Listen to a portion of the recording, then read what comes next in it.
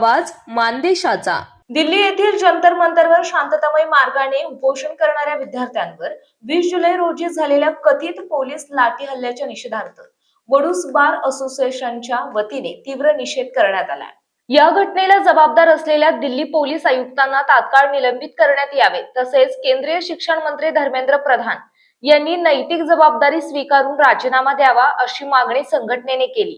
या संदर्भातील निवेदन वडूस बाजार असोसिएशनचे अध्यक्ष ॲडव्होकेट प्रदीप शिवाजीराव गोडसे यांच्या नेतृत्वाखाली वडूच्या तहसीलदारांना सादर करण्यात आले। यावेळी विद्यार्थ्यांवरील कथित कारवाईचा निषेध नोंदवून दोषींवर कठोर कारवाई करण्याची मागणीही निवेदनातून करण्यात आली।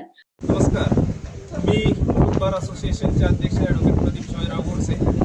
आज आमची वडूस बार असोसिएशनमध्ये तातडीची मीटिंग घेऊन दिल्ली येथील जंतर मंतर या ठिकाणी जे विद्यार्थी आंदोलन सुरू आहे पेपर लीक प्रकरणी, त्या अनुषंगाने आम्ही मीटिंग घेतली आणि त्यामध्ये आम्ही जो तिथं लाठीचार्ज झाला त्याचा पूर्णपणे निषेध केलेला आहे।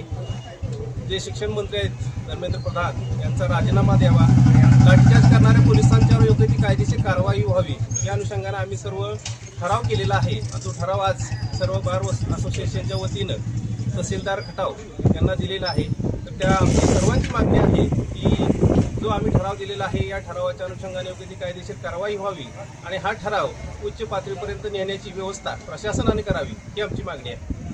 मानचौफेर न्यूज संपादक बापूसाहेब मिसाळ, वरकुटे, मलवडी। आपल्या जिल्ह्यातील तालुक्यातील लेटेस्ट बातम्या पाहण्यासाठी आजच मानचौफेर न्यूज चॅनलला YouTube वर सबस्क्राईब करा आणि बेल आयकॉन प्रेस करा।